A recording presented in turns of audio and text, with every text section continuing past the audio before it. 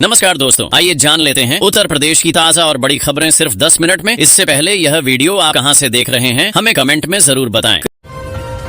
कृषि क्षेत्र में एक बड़ा कदम। पीएम किसान योजना की 21वीं किस्त का इंतजार कर रहे किसानों के लिए सरकार ने ई-केवाईसी प्रक्रिया को और भी आसान बना दिया है। अब किसान घर बैठे ही आधार आधारित ओटीपी के जरिए अपना ई-केवाईसी पूरा कर सकते हैं, जिससे उन्हें अगली किस्त प्राप्त करने में कोई देरी नहीं होगी। यूपी के बिजनौर जिले में समाजवादी पार्टी के नगीना से विधायक मनोज पारस को जेल भेज दिया गया है। एक विशेष अदालत ने उनकी जमानत याचिका को खारिज कर दिया, जिसके बाद उन्हें न्यायिक हिरासत में लिया गया। यह मामला 2020 में दर्ज एक जानलेवा हमले से जुड़ा है, जिसमें उन पर चाकू से हमले का आरोप था। उत्तर प्रदेश में मानसून एक बार फिर सक्रिय हो गया है और अगले 4 से 5 दिनों तक बारिश जारी रहेगी। 32 जिलों के लिए अलर्ट जारी किया गया है, जहां गरज चमक के साथ बारिश और वज्रपात की संभावना है। यह बारिश किसानों के लिए तो फायदेमंद है, लेकिन शहरों में जलभराव और ट्रैफिक जाम की समस्या भी पैदा कर सकती है, इसलिए लोगों को सतर्क रहने की सलाह दी गई है। उत्तर प्रदेश के लोगों के लिए अच्छी खबर। पावर कॉर्पोरेशन के अध्यक्ष ने आगामी त्योहारों के दौरान निर्बाध बिजली आपूर्ति सुनिश्चित करने के निर्देश दिए हैं। इसके साथ ही धार्मिक आयोजनों के लिए आसानी से बिजली कनेक्शन देने, स्मार्ट मीटर लगाने में तेजी लाने और गलत रीडिंग लेने वाले कर्मचारियों पर सख्त कार्रवाई करने को कहा गया है। यूपी के कई जिलों की सूरत बदलने जा रही है, क्योंकि योगी सरकार ने 1000 करोड़ रुपए की परियोजनाओं को मंजूरी दे दी है। इस राशि से लोक निर्माण विभाग PWD द्वारा कई जिलों में सड़कों का निर्माण, चौड़ीकरण, पुल और बाईपास बनाए जाएंगे, जिससे लोगों को बेहतर कनेक्टिविटी और जाम से राहत मिलेगी। उत्तर प्रदेश में गंगा और यमुना का जलस्तर स्थिर होने के बाद प्रयागराज, आगरा, शाहजहांपुर और अन्य इलाकों में बाढ़ से हजारों परिवारों को थोड़ी राहत मिली है। हालांकि केंद्रीय जल आयोग ने अगले 1-2 दिन में फिर से जलस्तर बढ़ने की चेतावनी जारी की है। चिंताजनक खबर। केंद्र सरकार और सुप्रीम कोर्ट के फैसले के बाद अब कक्षा 1 से 8 तक पढ़ाने वाले सभी शिक्षकों के लिए शिक्षक पात्रता परीक्षा TET पास करना अनिवार्य होगा। जिन शिक्षकों की नौकरी में 5 साल से अधिक समय बचा है, उन्हें यह परीक्षा अगले 2 साल में पास करनी होगी, वरना उन्हें अपनी नौकरी छोड़नी पड़ सकती है। यह नियम सरकारी और निजी दोनों तरह के स्कूलों पर लागू होगा।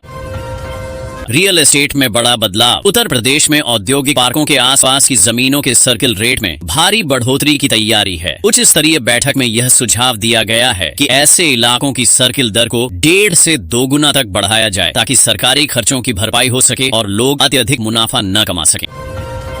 बड़ी खबर। उत्तर प्रदेश में सितंबर महीने का फ्री राशन का वितरण आज यानी 10 सितंबर से शुरू हो गया है और यह 25 सितंबर तक चलेगा। इस बार अंत्योदय कार्ड धारकों को रियायती दर पर 18 रुपए प्रति किलो के हिसाब से 3 किलो चीनी भी मिलेगी। सरकार ने यह भी कहा है कि जिन लोगों ने अपने राशन कार्डों का ई-केवाईसी नहीं कराया है, उन्हें राशन मिलने में दिक्कत आ सकती है।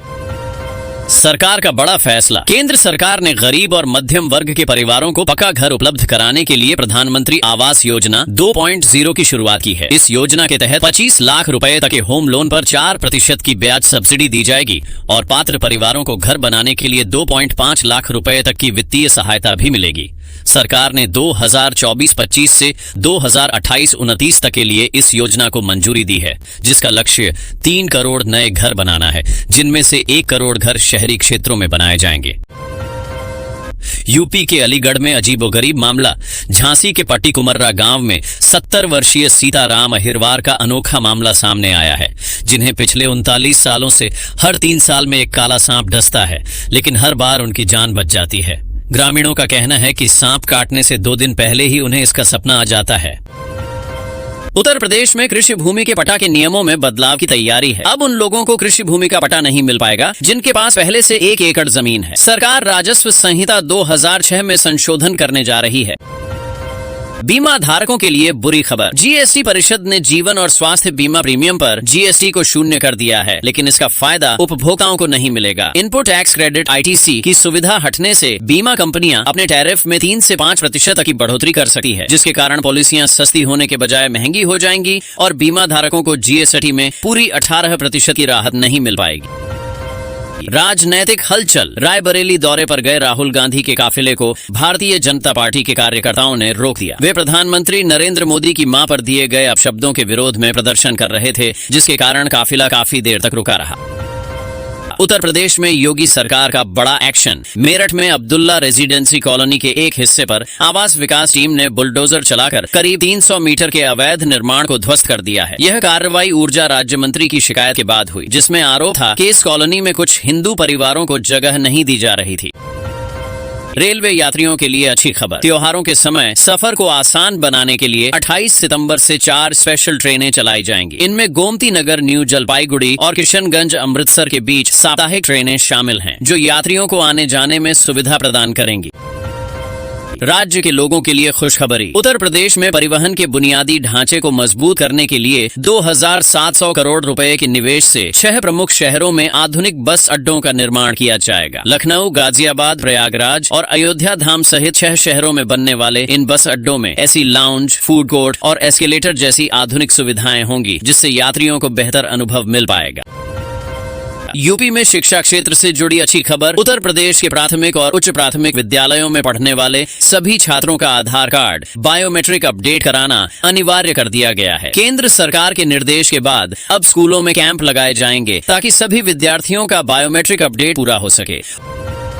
उत्तर प्रदेश के लोगों के लिए खुशखबरी। लखनऊ में गरीबों के लिए बन रहे फ्लैट्स की कॉलोनियों का नाम महान पुरुषों के नाम पर रखा जाएगा। माफिया मुख्तार अंसारी से मुक्त कराई गई डालीबाग की जमीन पर बनी कॉलोनी का नाम सरदार वल्लभ भाई पटेल कॉलोनी रखा गया है। इन फ्लैट्स का लोकार्पण जल्द ही मुख्यमंत्री योगी आदित्यनाथ करेंगे और ये केवल उन आर्थिक रूप से कमजोर परिवारों को आवंटित किए जाएंगे जिनकी वार्षिक आय 3 लाख रुपए से कम है। किसानों के लिए खुशखबरी। भारत सरकार ने किसानों के लिए कृषि यंत्र सब्सिडी योजना 2025 शुरू की है। इस योजना के तहत किसानों को ट्रैक्टर खरीदने पर 50% तक की सब्सिडी दी जाएगी। छोटे कृषि यंत्रों पर 10 से 25% और बड़े व महंगे यंत्रों पर 50% तक की सब्सिडी मिलेगी। इस योजना का लाभ उन्हीं किसानों को मिलेगा जिन्होंने सरकार के पास अपना रजिस्ट्रेशन करवाया हुआ है। शिक्षण संस्थानों के लिए बुरी खबर। गाजियाबाद में शिक्षा विभाग ने बड़ी कार्रवाई करते हुए बिना मान्यता के चल रहे 5 माध्यमिक स्कूलों को बंद करा दिया है। इन स्कूलों में 8वीं के बाद भी कक्षाएं चल रही थीं, जबकि इनके पास हायर सेकेंडरी की मान्यता नहीं थी। अधिकारियों ने भविष्य में भी अवैध स्कूलों और कोचिंग संस्थानों के खिलाफ कार्रवाई जारी रखने की चेतावनी दी है। मुख्यमंत्री योगी आदित्यनाथ का बड़ा आदेश। गोरखपुर में जनता दर्शन के दौरान सीएम योगी ने अधिकारियों को सख्त निर्देश दिया है कि जो भी दबंग किसी की जमीन पर कब्जा करे, उन्हें सबक सिखाया जाए। उन्होंने कहा कि जमीन पर अवैध कब्जा करने वालों को बख्शा नहीं जाएगा और उनके खिलाफ कड़ा एक्शन लिया जाएगा ताकि किसी के साथ अन्याय न हो। घोटाले की खबर। प्रधानमंत्री आवास योजना के नाम पर ठगी का एक नया मामला सामने आया है। जालसाज कम कीमत पर फ्लैट दिलाने का लालच देकर लोगों को फंसा रहे हैं। वे रजिस्ट्रेशन फीस या कागजी कार्रवाई के नाम पर 50,000 रुपए या उससे ज्यादा पैसे वसूल रहे हैं। नकली फ्लैट दिखाकर और फर्जी चाबियां देकर लोगों को धोखा दिया जा रहा है। इस तरह की ठगी से बचने के लिए किसी भी व्यक्ति या कॉल पर भरोसा न करें और किसी भी तरह की जानकारी या पैसा देने से पहले सरकारी पोर्टल पर जाकर पुष्टि जरूर करें। नेपाल में चल रहे आंतरिक विद्रोह के कारण यूपी सरकार ने हाई अलर्ट घोषित कर दिया है। नेपाल से सटी सीमाओं को सील करने के साथ ही सोशल मीडिया पोस्ट पर भी कड़ी निगरानी रखी जा रही है। किसी भी भड़काऊ पोस्ट पर तुरंत कार्रवाई करने के निर्देश दिए गए हैं। इसके अलावा नेपाल में फंसे भारतीय नागरिकों की सहायता के लिए एक विशेष नियंत्रण कक्ष भी स्थापित किया गया है, जिसके लिए हेल्पलाइन नंबर भी जारी किए गए हैं। Big update. अब बच्चों का आधार कार्ड अपडेट करना बहुत जरूरी हो गया है। यूआईडीएआई के नियमों के मुताबिक बच्चे के 5 साल और 15 साल की उम्र पूरी होने पर उनका बायोमेट्रिक डेटा, फिंगरप्रिंट और आंखों का स्कैन अपडेट कराना अनिवार्य है और यह प्रक्रिया बिल्कुल मुफ्त है। बड़ी खबर। उत्तर प्रदेश में वृद्धावस्था पेंशन योजना में एक बड़ा बदलाव होने जा रहा है। अब 60 साल से अधिक उम्र के बुजुर्गों को पेंशन पाने के लिए न तो आवेदन करने का झंझट होगा और न ही दस्तावेज मुहैया कराने पड़ेंगे। सरकार फैमिली आईडी और अन्य डेटा के आधार पर पात्रों का चयन करेगी और स्वतः पेंशन शुरू कर देगी। इस पायलट प्रोजेक्ट का उद्देश्य अपात्रों को बाहर करना और लाभार्थियों की कागजी औपचारिकताओं को कम करना है। दुखद खबर। स्वच्छ वायु सर्वेक्षण की नवीनतम रिपोर्ट के अनुसार कभी देश में पहले स्थान पर रहने वाला लखनऊ अब 15वें स्थान पर लुढ़क गया है, जबकि आगरा, झांसी और मुरादाबाद जैसे छोटे शहर भी उससे आगे निकल गए हैं। नगर निगम की कुप्रबंधन और लापरवाही को इसकी वजह बताया गया है, जिससे शहर की हवा की गुणवत्ता खराब हुई है। भारत मॉरिशस संबंधों के लिए बड़ी खबर। मॉरिशस के प्रधानमंत्री नवीन चंद्र राम गुलाम अपने 3 दिवसीय दौरे पर काशी पहुंच गए हैं, जहां उनका स्वागत राज्यपाल आनंदी बेन पटेल ने किया। वे प्रधानमंत्री नरेंद्र मोदी के साथ द्विपक्षीय वार्ता करेंगे, साथ ही बाबा विश्वनाथ धाम के दर्शन और गंगा आरती भी देखेंगे। इस दौरे के दौरान दोनों देशों के बीच संबंधों को मजबूत करने पर चर्चा होगी। यूपी में होने वाली प्रारंभिक अर्हता परीक्षा पीटी से जुड़ा एक अजीबोगरीब मामला सामने आया है। मेरठ में एक परीक्षा केंद्र से एक परीक्षार्थी उत्तर पुस्तिका की कोषागार में जमा होने वाली प्रति लेकर भाग गया। पुलिस ने केंद्र अध्यक्ष की शिकायत पर उस परीक्षार्थी के खिलाफ मुकदमा दर्ज कर लिया है और उसकी तलाश कर रही है। नेपाल में चल रहे हिंसक प्रदर्शनों के बीच एक चौंकाने वाला मामला सामने आया है। हिंसक प्रदर्शनकारियों ने महेंद्र नगर जेल पर हमला कर दिया, जिससे जेल में बंद 450 से ज्यादा कैदी भाग निकले। भागने वालों में पीलीभीत के 4 भारतीय नागरिक भी शामिल थे, जिनमें से 2 को एसएसबी और अधिकारियों की मदद से उनके परिवारों को सौंप दिया गया है, जबकि 2 अन्य की कागजी कार्रवाई अभी पूरी नहीं हुई। सपा नेता आजम खां के लिए बड़ी खबर। इलाहाबाद हाईकोर्ट ने डूंगरपुर केस में उनकी जमानत अर्जी मंजूर कर ली है। यह फैसला रामपुर की एमपी एमएलए कोर्ट द्वारा उन्हें 10 साल की सजा सुनाए जाने के बाद आया है, जिसे आजम खां ने हाईकोर्ट में चुनौती दी थी। ठेकेदार बरकत अली को भी इस मामले में जमानत मिल गई है। सीएम योगी आदित्यनाथ का बड़ा बयान। गोरखपुर में एक समारोह के दौरान मुख्यमंत्री योगी आदित्यनाथ ने कहा कि अगर किसी को अयोध्या के भव्य राम मंदिर पर गर्व नहीं है तो उसकी भारतीयता संदिग्ध है। उन्होंने यह भी कहा कि यह मंदिर महंत दिग्विजयनाथ और महंत अवैधनाथ के संघर्ष और संकल्प का परिणाम है और हर भारतीय को इस पर गर्व होना चाहिए।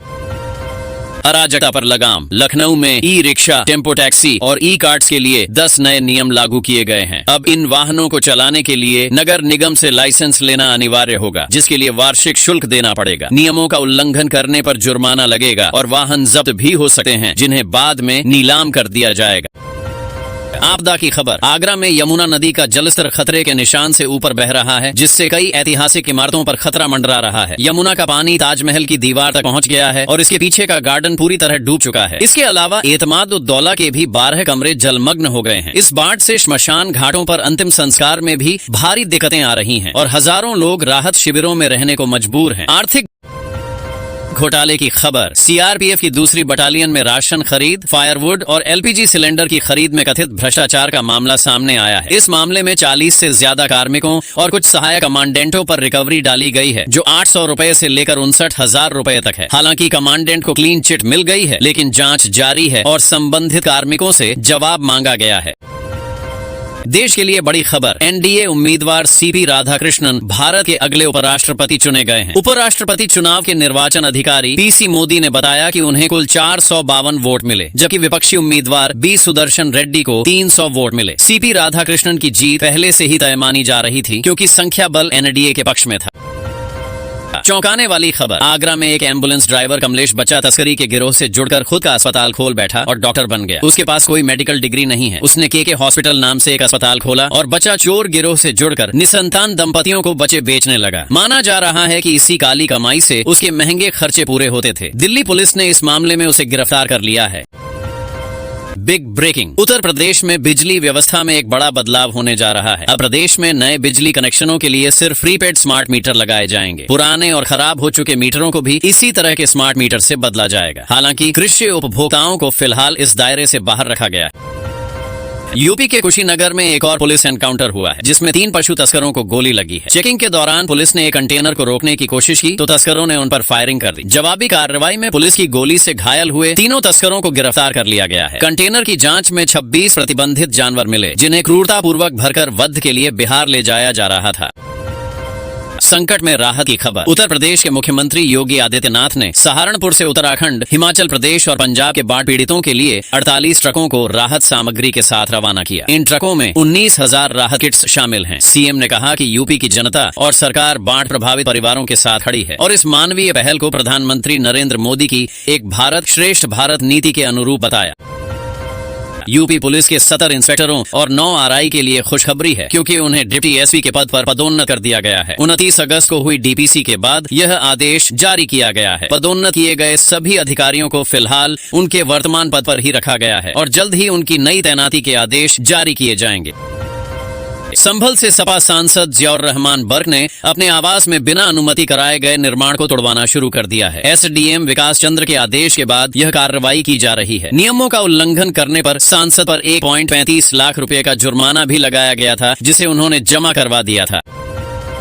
अंतर्राष्ट्रीय त्रासदी की खबर। नेपाल के बाद अब फ्रांस की राजधानी पेरिस में भी सरकार के खिलाफ बड़े पैमाने पर प्रदर्शन शुरू हो गए हैं। ब्लॉक एवरीथिंग मूवमेंट के तहत प्रदर्शनकारी सड़कों पर उतर आए हैं और आगजनी कर रहे हैं। पुलिस ने हिंसा को काबू करने के लिए आंसू गैस के गोले छोड़े हैं और अब तक 200 से ज्यादा प्रदर्शनकारियों को हिरासत में लिया है। इस हिंसा की मुख्य वजह प्रधानमंत्री बायरू द्वारा पेश की गई बजट योजना और फ्रांसीसी राष्ट्रपति इमैनुएल मैक्रों के फैसले बताए जा रहे हैं।